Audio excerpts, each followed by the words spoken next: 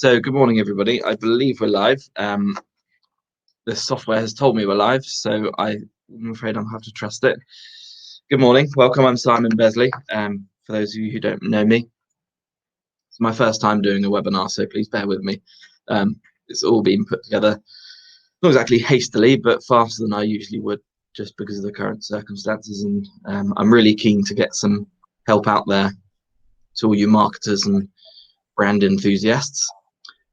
So just a brief introduction. I'm going to try and turn on the slides shortly. Hopefully this is going to work.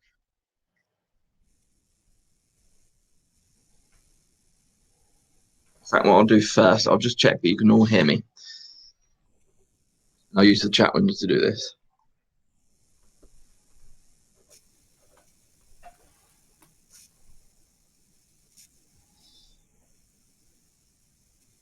Looks like we can. We've got some great chat going on currently, including from Cyprus.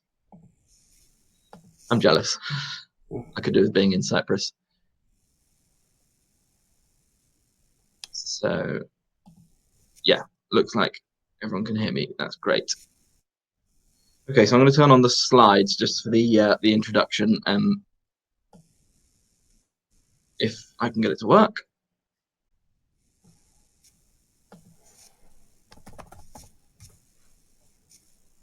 Yeah, looks like we're in. So I wanted to start off a virtual Marketer Hub series of webinars, and one of the things that strikes me that we've been having lots of questions on is around marketing messaging. How can you get your message right? How can you get your tone of voice right? And how can you be sensitive at this time? Because obviously, for the majority of us, if not all of us, we've never experienced anything like this. We've never come across such an unusual impact to our lives, to the economy. So my focus on today is how to approach your messaging, your marketing messaging, your brand messaging. So a little introduction to Newton Print for those of you who are new or who've never come across us before. We're a family company. It started by my dad in 1983, so about 36 years ago. We are a print producer with a marketing mindset, as it says on the screen. We produce a huge amount of creative specialist print work, and I've shared the link to our website there so you can have a look, have a browse at your leisure. Here is just a little overview of some of the things we do. So it ranges from pop-ups, embossing, foiling, to weird and wonderful things such as scratch and sniff, as you can see in the bottom middle. That's a campaign we recently did for KFC for a Valentine's campaign, which is good fun. And yes, that card actually smells of KFC fried chicken. What about Marketer Hub? Marketer Hub was started in 2017, and I started it with a bit of help and advice and guidance from Lizzie Hardy, who's a marketing manager for ADM Protexin, nutraceutical company based in Somerset. She's been a real good help to me. We have run 6 events so far, and shamefully only one last year because it was such a hectic year. And I thought I'd be able to get back up and running this year with live events, but of course, COVID-19 paid for all that. So I thought, why not start up a series of webinars to continue what we're doing with Marketer Hub in a slightly different way. So you can follow us on all the usual channels to keep up to date with what we're doing with Marketer Hub. It's completely free. It's something that I do to try and support the marketing network, not only in the Southwest, but all over the UK. Also today, and I'll run through the schedule shortly, but we're going to hopefully have a Q&A session at the end. I was hoping to have a panel. We've only managed to get one on the panel today because it was quite short notice. So thanks to Ben Rotheray. Ben, would you like to give us just a quick bio and an introduction about yourself?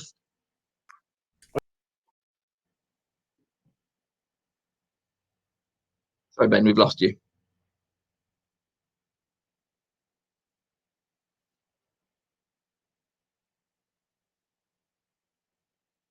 Ben.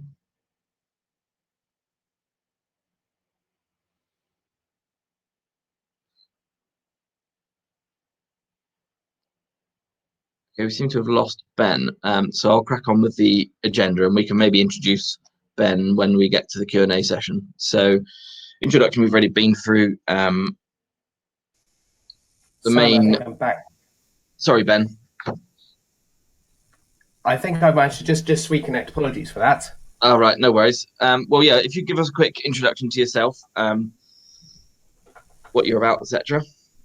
Okay, good morning all. Well, Simon, firstly, thank you very much for your time. So I'm actually just starting out new times with an organization called the Value Engine. And the purpose of the valuation engine is to help you create more value from your current business, which is our marketing service. And there's an innovation service, which is how creating future value streams.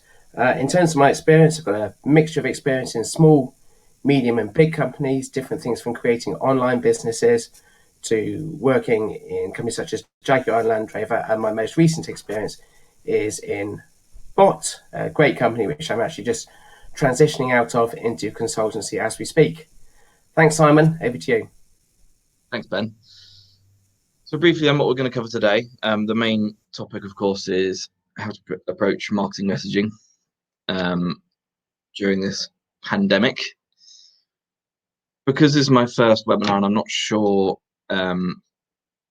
how it's going to go, what I wanted to do is stop at that point and just have a quick review of how many questions have come in. If we've got loads, we'll have a Q&A then. If we haven't got too many, then we'll crack on with the second element and have a Q&A at the end. But what I really want to make sure is that we can answer as many questions as possible. So if the contextual marketing element of this presentation doesn't happen today, I'll introduce it into a future one. I really want to make sure that we have enough time for Q&A. The other thing is I am known for waffling. So that's why I've created a bit of a flexible buffer in there for myself. So without further ado, let's crack on with marketing messaging.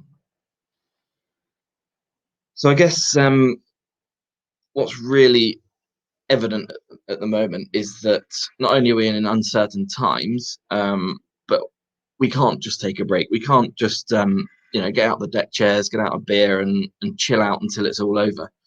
For most of us, we're responsible for brands that need to keep going, they need to thrive, and they need to find ways of doing it. So, and I think for me, in this uncertain world where everything is so unsteady and uncertain, it's a really good opportunity for brands to provide that calm and that order. Try and provide some sort of reassurance, try and provide something consistent, something constant, that brands that people can kind of turn to as a refuge. And I've put a little quote there that your brand should be like a harbour. So you want to provide safety, you want to provide a bit of a buffer, but also a connection to reality. So here's my take. First point is care. Brands need to show that they care and really, truly care. In my opinion, emotional intelligence is a really, really important human attribute, and I've never understood why it's not studied in schools. But basically, emotional intelligence is understanding other people's emotions and understanding emotions in myself. And it's a really, really important time to get to grips with this sort of thing, because if you can take the time to think about how others are feeling, what it's like to be in their shoes and to be empathetic, then it really, really is a win-win, because not only will you be able to help others, you'll also get that kind of feel-good factor, which is really important right now, because for most people,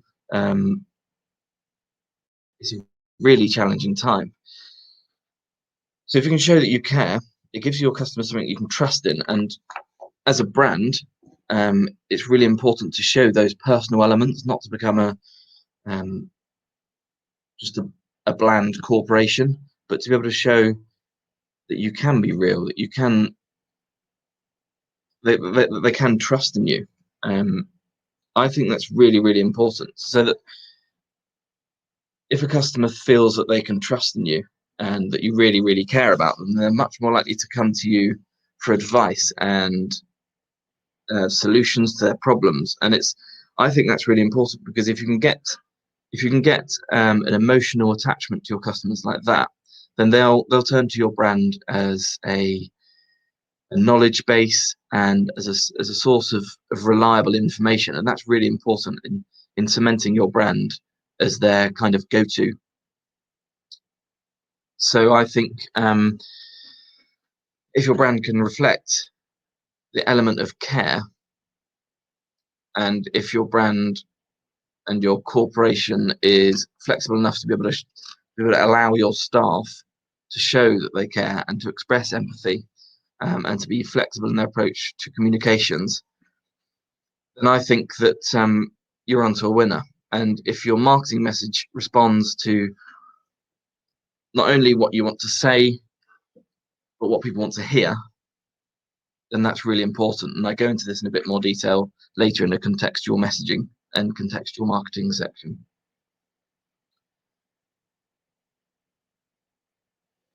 The next thing is to be real. Care and empathy on their own aren't enough.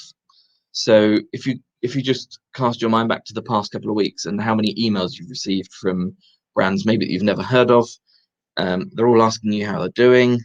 Then they tell you how they're responding to the COVID-19, and then they're chucking in the sales pitch.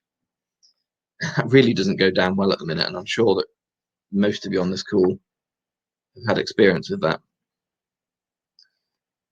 So you've got to make sure that your message is a real response to what they're needing and what their concerns are at the minute. Otherwise, it will just be superficial.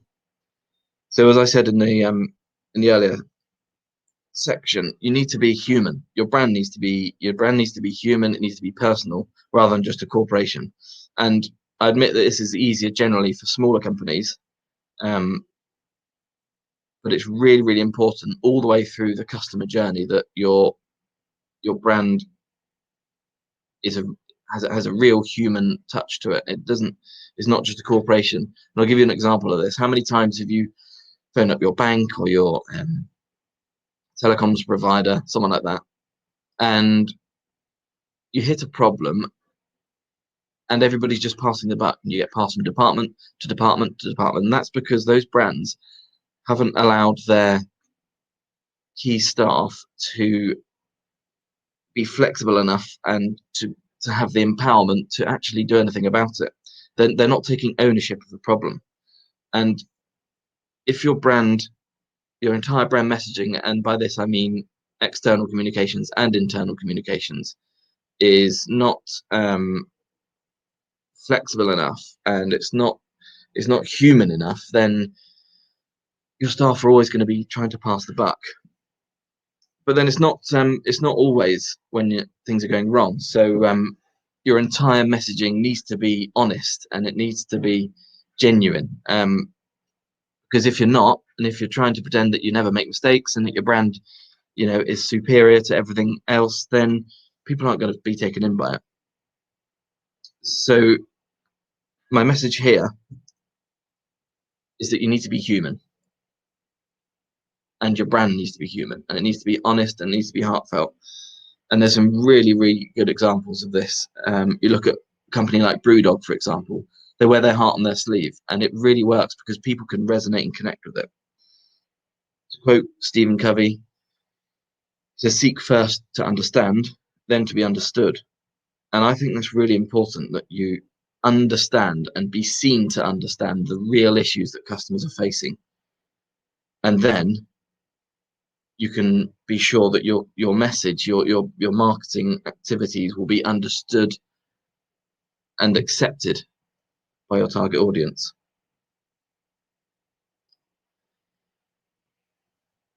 My third point is to delight. And this, as with all of these points, is not just for the current coronavirus crisis. it applies to all of the time, but I'm thinking particularly of the situation we all find ourselves in at the minute, that it can be quite easy to panic, kind of drop the ball, drop the initiative, and stop creating the wow moments because we think that we need to hold back. We think we need to scale back. And I'm not saying that you need to go and spend big money. Creating wow moments, as one of the famous businessmen put it once, it doesn't cost you anything to provide good customer service, and it really doesn't. So how can you create wow moments? Well, for me and from my experience, wow moments are something that can be really, really simple, and they don't have to be a big sort of grand statement. They can be really simple, and the best there's two really, really good ways of implementing some wow moments. The first one is to ask your customers. Ask your customers what impresses them about not only your service but your competitor's service. Listen to what they say. I mean, if you're regularly talking and meeting with your customers, you'll get a good understanding of what experiences they've had that has really impressed them. But also get your team involved, and by team I mean the entire team. You can get some really good ideas from the receptionist or delivery driver, who are talking to customers all the time. You know, delivery drivers are talking to customers, receptionists are taking calls from customers. They're talking to customers all the time, and they often have some really, really good ideas that you can implement quite quickly. Simple, good ideas to create little wow moments for your customers that, let's face it, we all need, because it's a competitive world out there. And even though at the minute, for many of us, selling and marketing as we know it has changed, if not permanently, then temporarily, we still need to provide the wow moments for customers, so that when normal times return, if they ever do, but we're sure they will, they will remember, and they won't forget these wow moments.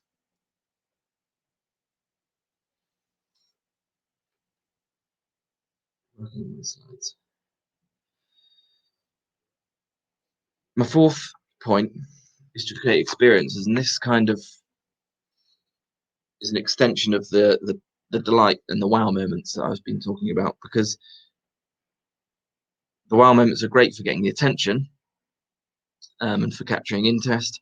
But then you need to keep them up. You need to keep impressing your customer. So when things return to relative normality, as I said before, what you're going to find is that customers and your audience won't forget the experiences they've had with your brand. So whether that's some really, really clever and captivating advertising, or whether it's some corporate social responsibility gestures, you might have offered your staff to the NHS as volunteers, or you may have done something yourself as a company to contribute to the effort. For example, you may have turned your manufacturing over to producing ventilators. If so, well done. But any of these little things, whilst you might not be doing them with the intention of brand building, the knock-on effect will be that people won't forget that your brand has been associated with all of these good deeds.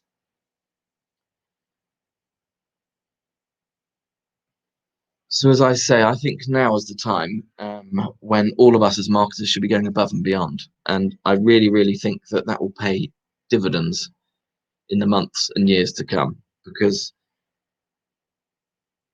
if your customer experience is as good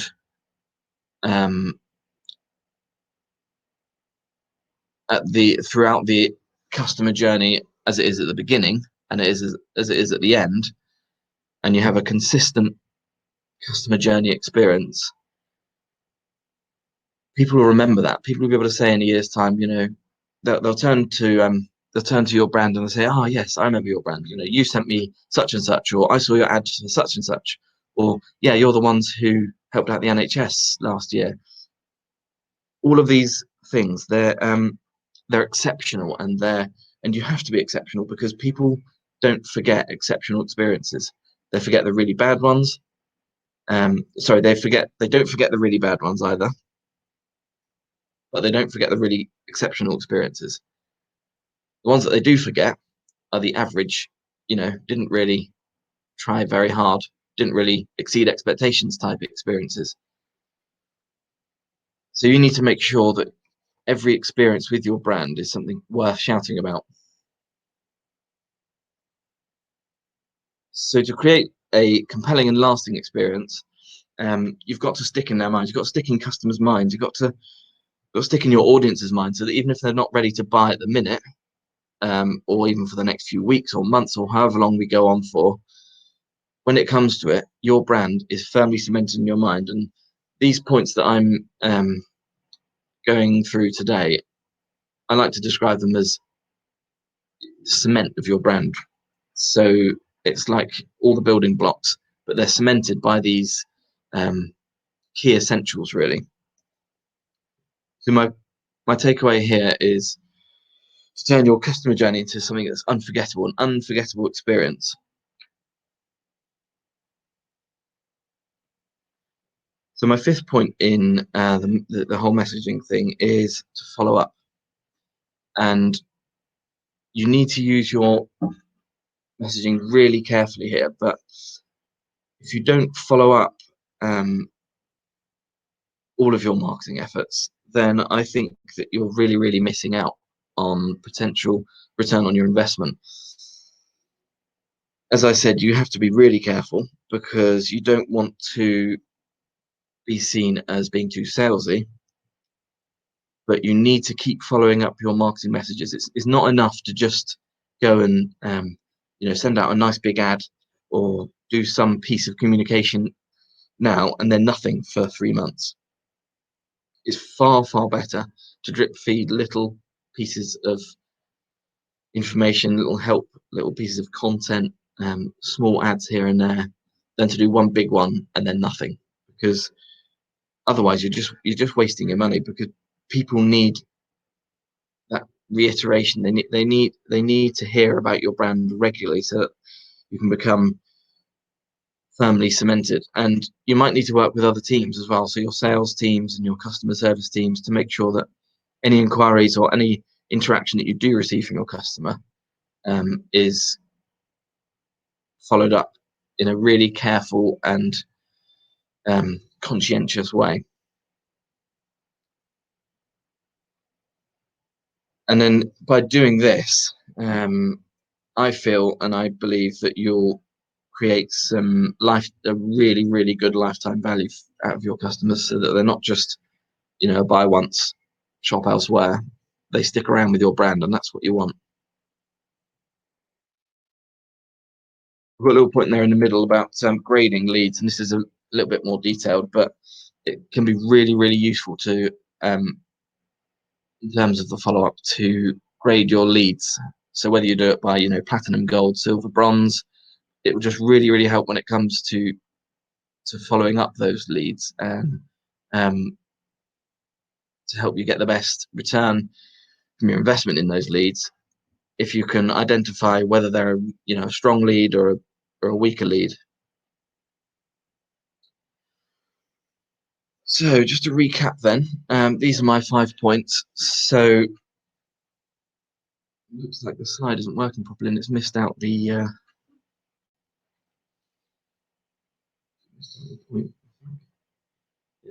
Be Real. I apologize for that. As I said, this is my first webinar, so but that's just a brief recap. And all of these points, as I said, they're not just for the coronavirus crisis.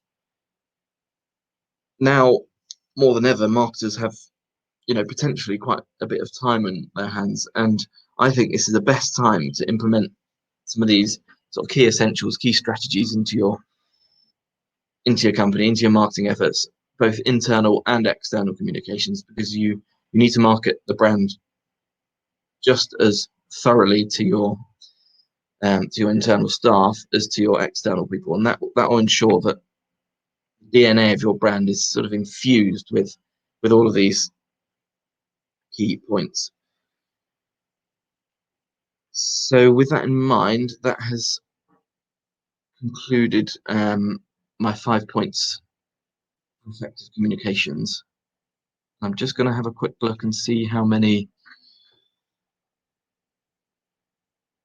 questions or anything we've got, if any.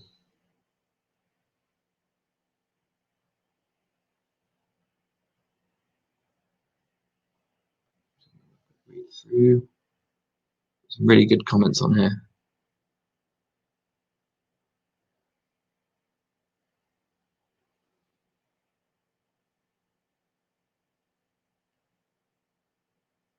Right, we've got just one question so far. So what I might do is just crack on with the second part, and then we'll come to the Q&A after that, if that's okay. Just go back to screen share.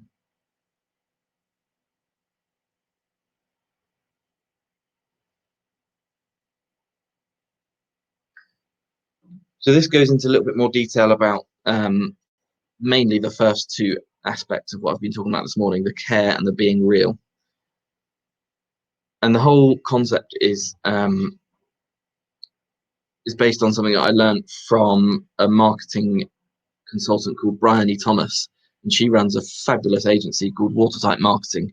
I say they're an agency. They're more than just an agency. They're a consultant, really, with some really, really good content. So check out Bryony Thomas, Watertight Marketing. She's got some really, really good ideas. But one of them that I learned a few years ago was about the concept of using scenarios to back up your marketing message and give it context, make it meaningful.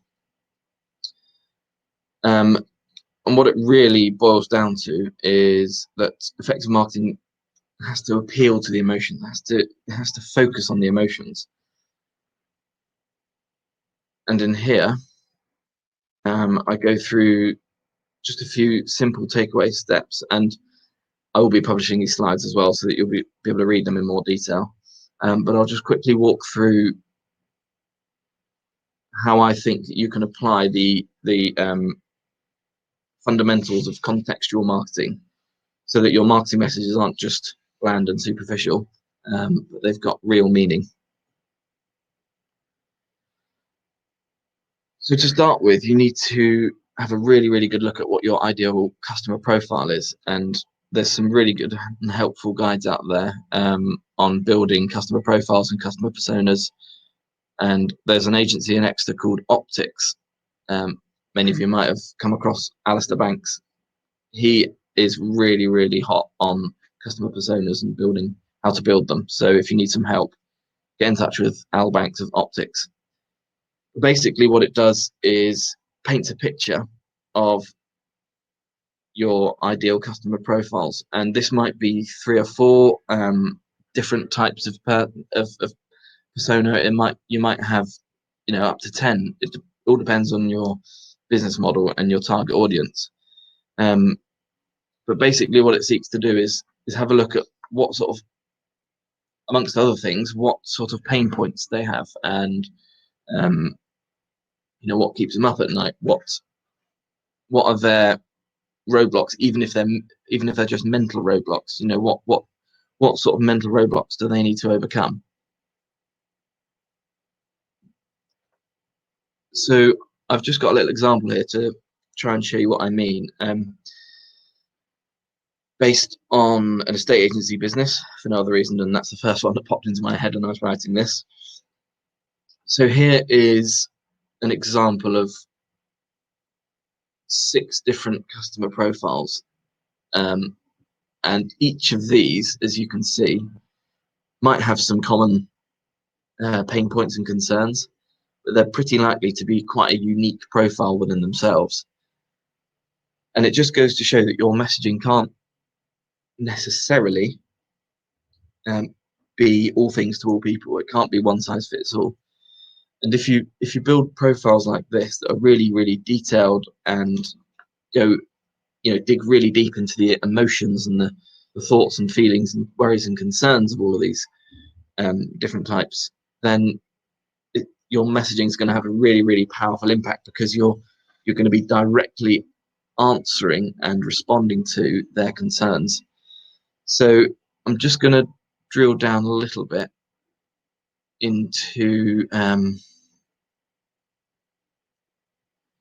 here. I'm going to just drill down into one of the pain points. So, for example, for students or younger households or younger couples, it might be their first entry into house buying, and they might be really, really worried, really concerned about what they do, how to go about it, because there's lots of things to think about. And let's face it, I'm sure pretty much everyone on this course would agree that buying a house is one of the biggest decisions in your life. So let's have a look at some of the responses to these emotions that this type of profile might have. So procrastination, for example, they might be wanting to put it off. Let's wait a bit. Let's just see how it goes. Or they might be confused with the amount of information that's out there because they've been Googling non-stop from noon till night. And then there's things that they haven't thought about. What have I not thought about? What have I forgot to do? What have I not realized I'd had to do? So that's just a brief overview of the sort of construction. And as you notice, I think it's really, really helpful to be able to put these concerns and pain points into real language. So like you've got here on each point, let's wait for a bit. There isn't much on the market anyway, and we'll have saved a little extra in 6 months' time. That if you put these pain points into real life language, you're basically making it into a scenario that you can then directly respond to. And the advantage of that is that your marketing messaging and your brand messaging, your adverts, everything will respond to the customer's concerns in the sort of language that they're used to.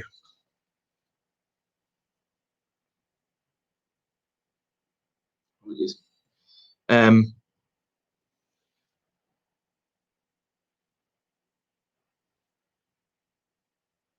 Apologies, I think my slides are a bit funny at this point. But hopefully that's given a bit of an overview on my interpretation of contextual marketing.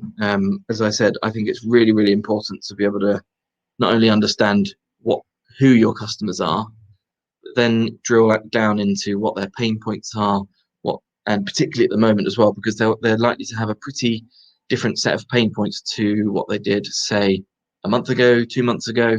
There's going to be a whole new set of worries and anxieties and concerns out there that your brand needs to address. And if your brand can't address them, then I think you should seriously consider whether you should be sending messages out at all, because it's far better to be relatively quiet than to go and put out the wrong message.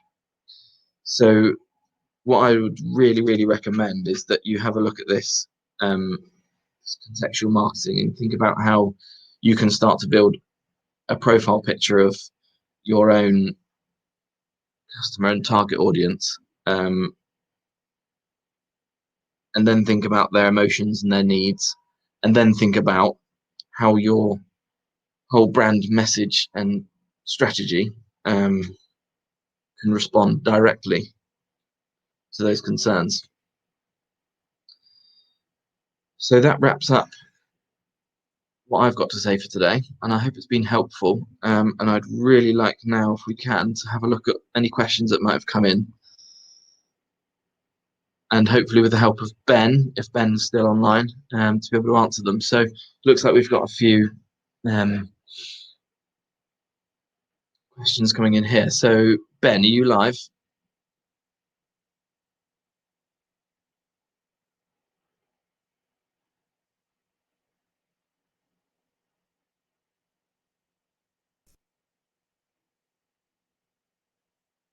Ben? Ben, it looks like you're muted for some reason. Can you hear me? Ben, there we are.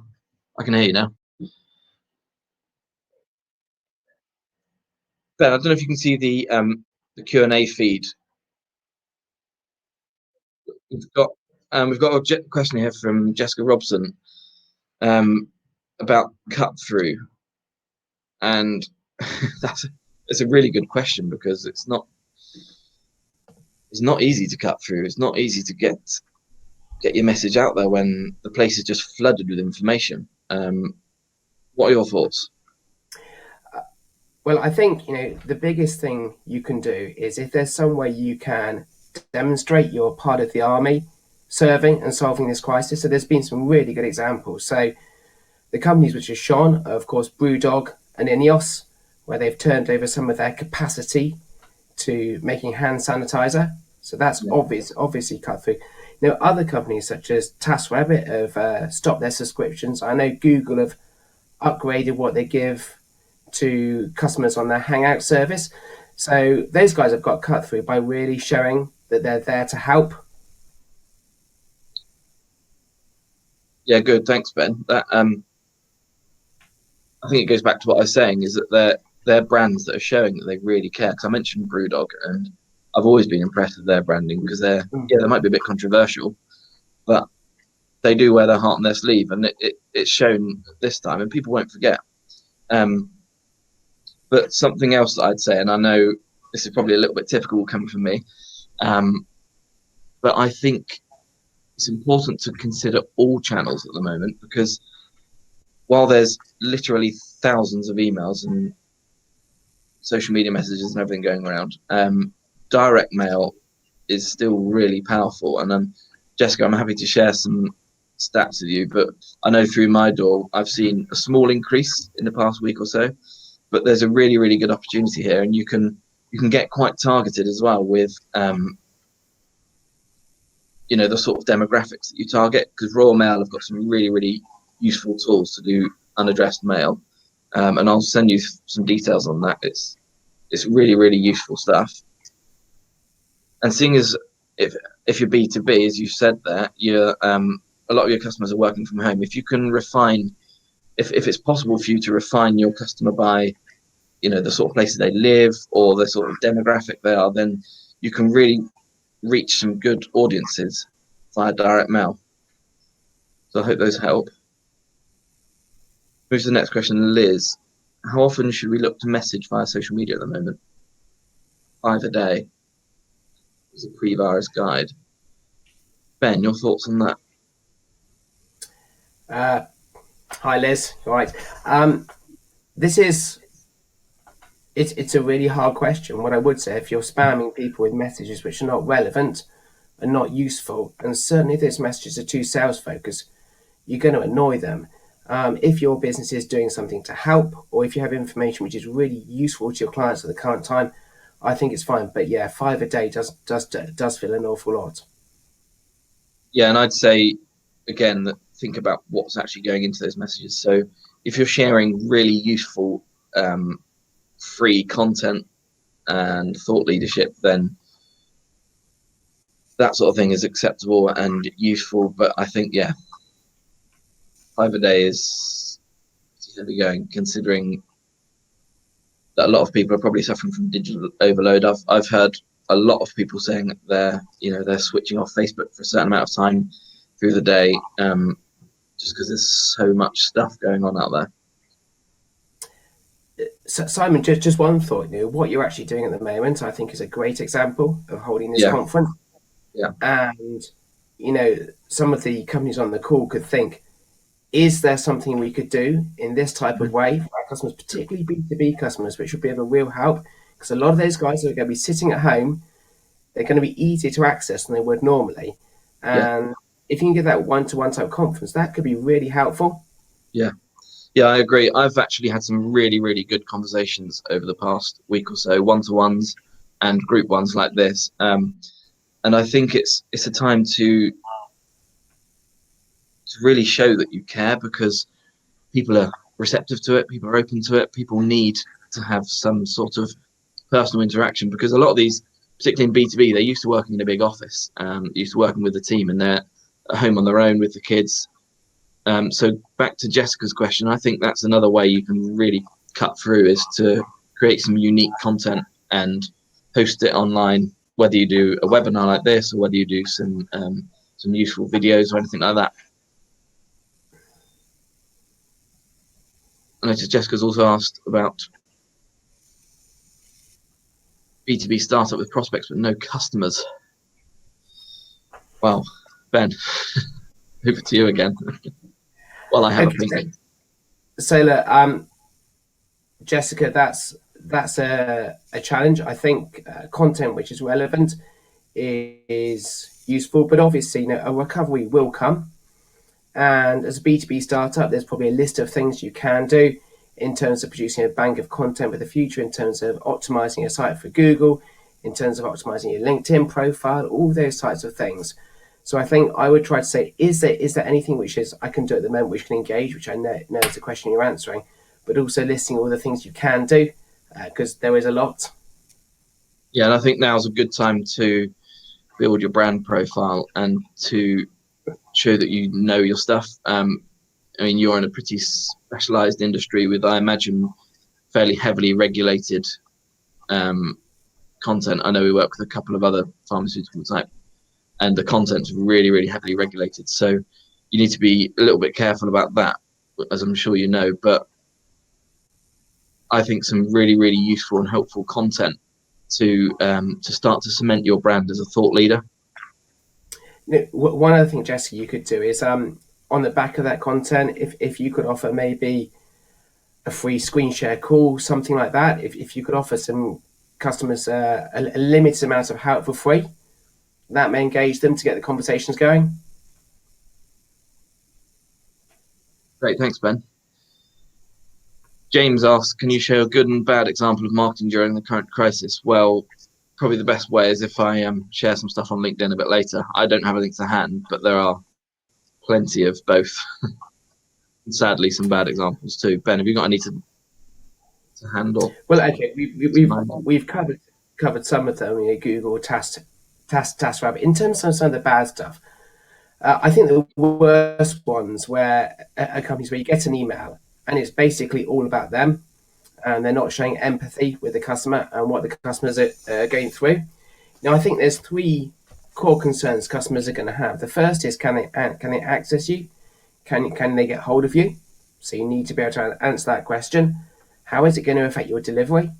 And also they're going to be nervous at making commitments. So there's a couple of points to think about. But I think the key thing is to put yourselves in their shoes, as Simon's presentation said. Great. Top tips on creating good Facebook adverts. I'm not a Facebook expert by any means, and I don't know if you are, Ben. There might even be some people, Rachel, with it on this call who are Facebook experts. So it might be a good idea after this call to go onto our Marketer Hub pages on Facebook and LinkedIn and put the question there, because I'm sure you'll get some good help. Question from James. Is there a particular strategy that would help? Yeah, there's Sorry, go on, Ben. I know. I was just going to say there's people on this call I've worked with who know an awful lot more about Facebook than I do. So I'm not going to try to give an answer to that. No, same here. I'll fall flat on my face if I try that. Yeah, just this last question by James about a particular strategy that help brands and customers that we work with. So I'm presuming that's your customers who have stopped trading during the crisis. I see what you mean. So they're not even, it's not as if you can, phone them or message them or send anything in the post to them. But I think going back to our earlier point, if you can reach out to them, I mean, it's really good. I'm assuming you're connected with some of these types of people on social.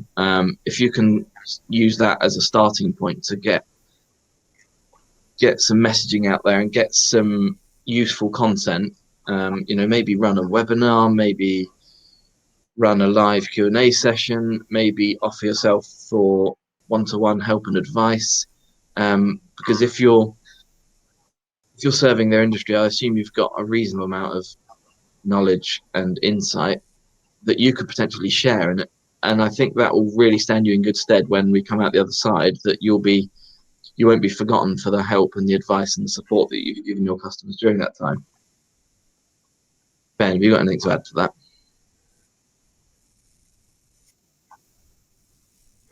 Yeah, sorry, Simon, the sound was a bit dodgy there. Now, with those customers, one thing I would say is, what can you do for them on the other side?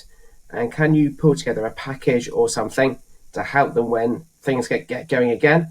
Because by doing that, especially if you can discount it, give them a good deal, you're going to show real empathy on that. And I look at what Google are doing. They're giving some SMEs free AdWords and Google advertising vouchers. So that could be one thing to base it on. Yeah, great. I've actually got a really, really good example of,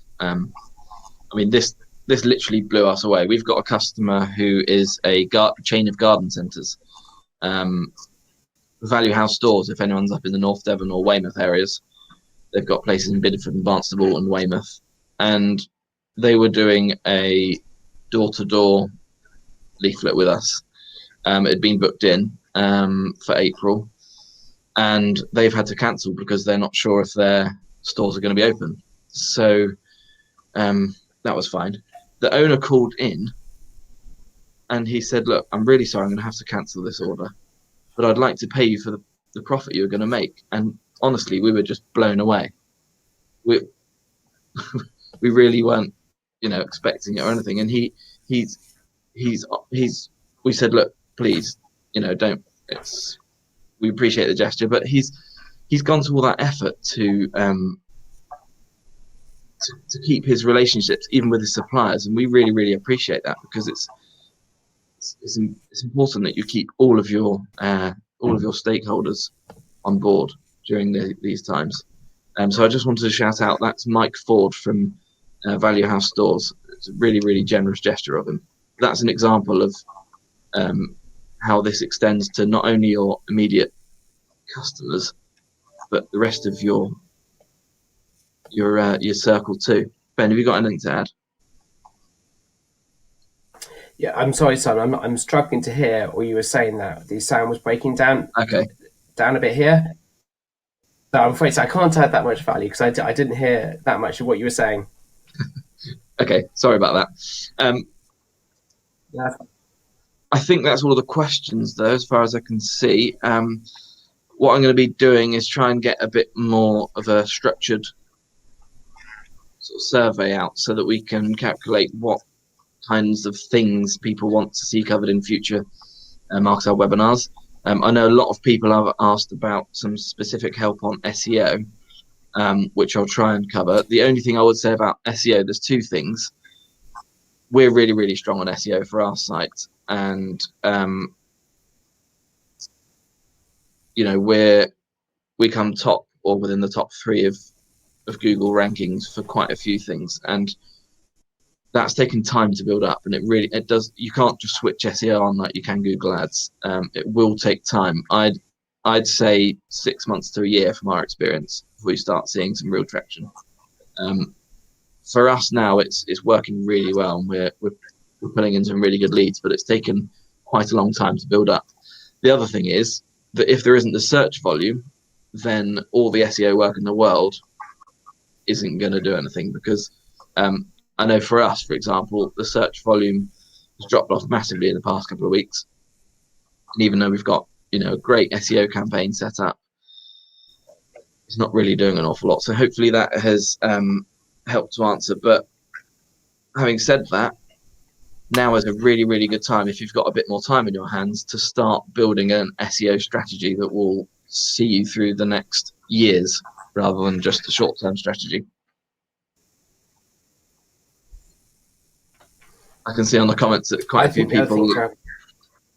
Sorry, go on, Ben.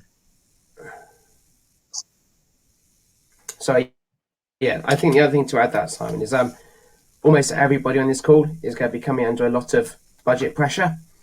They'll be expected to do more with less. And I think really understanding which of your channels are delivering, because you're going to have to stop doing some stuff. And that's going to be a hard question. So understanding which of your channels delivering an SEO can deliver very strong ROI if properly done. Yeah, I fully agree. Well, I think it's everything. We're just 5 minutes over, which is not bad for me because I'm usually way over. But hopefully that's been helpful, and it's a good place to kick off from. I'm going to be reaching out to a few experts, people like Ben, to help with some different presentations over the next few weeks. I'm hoping to run Marketer Hub webinars at least every other week if I can. We'll just have to see how that goes because nobody really knows what's going to happen tomorrow, let alone next week. But I do wish you all the best, everybody who's on this call. Keep safe, keep your distance, and I'll be sending out the slides and everything. There will be a recording of this webinar too, hopefully, if it's worked.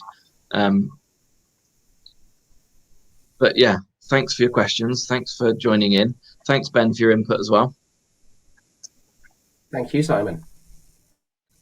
Really good. And I'm sure we will all keep in touch. Keep connected to me on LinkedIn so that you can see when our next hub is, and we will speak soon. All the best. Stay safe.